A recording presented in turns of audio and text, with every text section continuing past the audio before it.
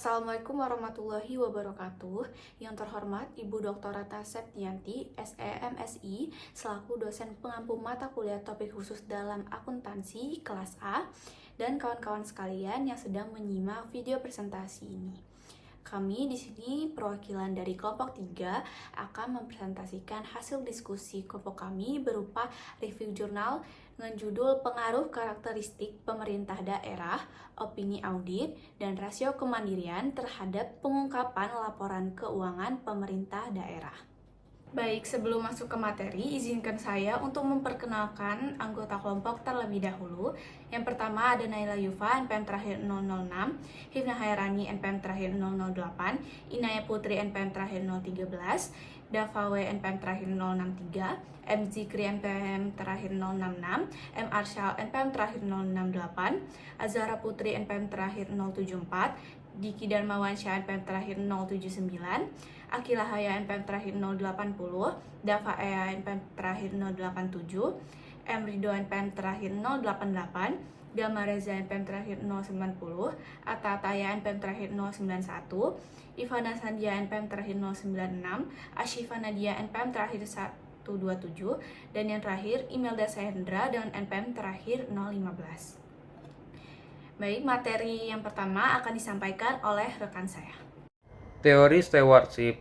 Menurut Hasanah dan Raharjo, teori stewardship menggambarkan situasi dan kondisi yang menunjukkan bahwa manajemen puncak tidak termotivasi pada tujuan individu, tetapi pada tujuan untuk kepentingan organisasi. Pemda yang telah diberi kepercayaan oleh masyarakat memiliki kesadaran untuk memberikan informasi kepada masyarakat dan bertanggung jawab melalui pengungkapan yang memadai dalam pelaporan keuangan Pemda, dengan tujuan untuk menjaga kepercayaan masyarakat dan menunjukkan bahwa Pemda berkinerja baik serta taat dan patuh pada peraturan yang berlaku. Standar Akuntansi Pemerintahan (SAP). Di Indonesia, SAP diatur dalam Peraturan Pemerintah Nomor 71 Tahun 2010. Berdasarkan pada peraturan pemerintah tersebut, SAP dituangkan dalam sebuah standar yang disebut Pernyataan Standar Akuntansi Pemerintah atau PSAP. SAP dilengkapi dengan pengantar SAP dan merujuk pada rerangka konseptual akuntansi pemerintahan. Peraturan Pemerintah Nomor 71 Tahun 2010 terdiri dari SAP berbasis akrual, SAP berbasis kas menuju akrual, serta proses penyusunan SAP berbasis akrual sebagai 3 lampiran utama. Menurut peraturan pemerintah tersebut, Pemda diwajibkan menyusun seperangkat laporan keuangan sebagai berikut. Yang pertama, laporan realisasi anggaran. LRA yang memberikan informasi tentang garis besar sumber pendanaan dan alokasi dana yang dikelola oleh Pemda, yang mewakili perbandingan antara yang direncanakan dengan yang direalisasikan pada periode pelaporan. Yang kedua, laporan perubahan saldo anggaran lebih (LPSAL). LPSAL yang menunjukkan informasi bertambah atau berkurangnya saldo anggaran lebih pada periode pelaporan dibandingkan periode sebelumnya. Yang ketiga yaitu neraca atau laporan posisi keuangan, yang menunjukkan posisi keuangan entitas meliputi aset, liabilitas, dan ekuitas pada tanggal dan periode tertentu. Yang keempat yaitu laporan operasional atau LO, yang menunjukkan ikhtisar, penambahan ekuitas, dan penggunaan sumber dana yang dikelola Pemda pada suatu periode pelaporan. Yang kelima, laporan arus kas. LAK yang menunjukkan informasi kas yang berkaitan dengan 3 aktivitas entitas, yaitu aktivitas operasi, investasi, dan pendanaan.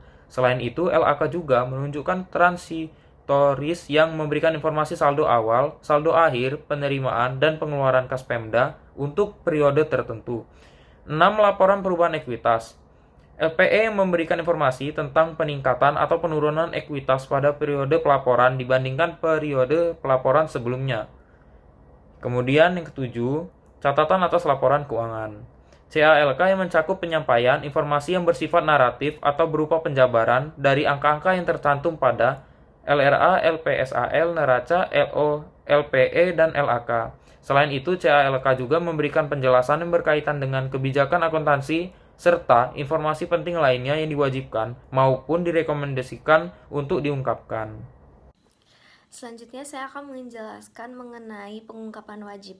Menurut Anis dan Ghazali pada tahun 2003, pengungkapan wajib yaitu pengungkapan informasi yang diwajibkan atau dimandatkan oleh peraturan yang berlaku. Pada Pemda di Indonesia, pengungkapan diatur melalui PP nomor 71 tahun 2010 tentang SAP. Lalu selanjutnya yaitu karakteristik Pemda. Menurut Sujanto dan Yulianing Tias pada 2011, karakteristik Pemda adalah karakteristik khusus atau spesifik yang melekat pada Pemda untuk menandai suatu daerah, kabupaten atau kota dan untuk membedakan dengan Pemda satu dengan Pemda yang lain. Selanjutnya, saya akan menjelaskan mengenai pengaruh populasi terhadap pengungkapan laporan keuangan Pemda. Yang pertama yaitu Neopal et al. Tahun 2017 dan Putri 2015 memberikan bukti bahwa populasi bukan merupakan determinan pengungkapan dalam laporan keuangan Pemda. Yang kedua, Hilmi dan Martani pada tahun 2012, populasi telah dibuktikan memiliki pengaruh positif pada tingkat pengungkapan laporan keuangan Pemda. Yang ketiga, hasil populasi berpengaruh positif terhadap pengungkapan laporan keuangan Pemda. Nah, selanjutnya ada Indeks Pembangunan Manusia atau yang disebut dengan IPM terhadap pengungkapan laporan keuangan Pemda. Nah, yang pertama itu ada Setiawati dan Wiguna pada tahun 2016. Nah, mereka tuh memberikan bukti bahwa IPM ini mempengaruhi pengungkapan dalam laporan keuangan secara positif dan signifikan. Nah, hasil dari pengumpakan tersebut itu IPM ini berpengaruh positif terhadap pengumpakan laporan keuangan Pemda. Kemudian ada pengaruh opini audit terhadap pengungkapan laporan keuangan Pemda. Menurut Priharyanto dan Wardani dan Nopal pada tahun 2017 menunjukkan bukti bahwa opini atau pendapat audit merupakan determinan pengungkapan laporan keuangan Pemda. Nah, terus juga ada dari Heriningsih pada tahun 2013 menyatakan opini audit terbukti tidak memiliki pengaruh yang signifikan terhadap pengungkapan laporan keuangan Pemda. Hasilnya yaitu opini audit berpengaruh positif terhadap pengungkapan laporan keuangan Pemda. Pengaruh rasio kemandirian terhadap pengungkapan laporan keuangan Pemda menurut Girsan dan Yuteta pada tahun 2015 serta Setyaningrum dan Savitri pada tahun 2012 menunjukkan rasio kemandirian tidak memengaruhi secara signifikan terhadap tingkat pengungkapan laporan keuangan Pemda. Suparno dan Nanda pada tahun 2016 serta Lesmana pada tahun 2010 membuktikan adanya pengaruh positif signifikan dan dari variabel rasio kemandirian terhadap variabel tingkat pengungkapan dalam laporan keuangan Pemda. Nah, hasilnya yaitu rasio kemandirian ini berpengaruh positif terhadap pengungkapan laporan keuangan Pemda. Materi terakhir mengenai regulasi audit laporan keuangan pemerintah di Indonesia. Di sini terdapat 4 regulasi. Yang pertama, peraturan perundang-undangan, Undang-Undang Nomor 23 Tahun 2014 tentang pemerintah daerah. Itu berisikan mengatur tentang kewenangan pemerintah daerah dalam melakukan pengelolaan keuangan daerah, termasuk audit laporan keuangan daerah. Yang kedua, ada Peraturan Pemerintah Nomor 60 Tahun 2010 tentang Standar Akuntansi Pemerintahan. Itu berisi mengatur tentang standar akuntansi yang harus digunakan oleh entitas publik dalam menyusun laporan keuangan. Yang ketiga itu Peraturan Menkyu, itu Peraturan Menteri Keuangan Nomor 77/PMK.02/2020 itu tentang pedoman penyusunan laporan keuangan pemerintah daerah yang berisikan mengatur tentang pedoman penyusunan laporan keuangan pemerintah daerah. Nah, yang terakhir, Peraturan BPK atau Badan Pemeriksa Keuangan, itu Peraturan BPK Nomor 1 Tahun 2019 tentang Standar Pemeriksaan Keuangan Negara. Nah, berisikan mengatur tentang standar pemeriksaan keuangan negara yang harus diterapkan oleh BPK. Sekian presentasi dari kelompok kami. Mohon maaf apabila masih terdapat banyak kekurangan dan semoga video presentasi ini bermanfaat bagi kita semua. Saya akhiri, wassalamualaikum warahmatullahi wabarakatuh.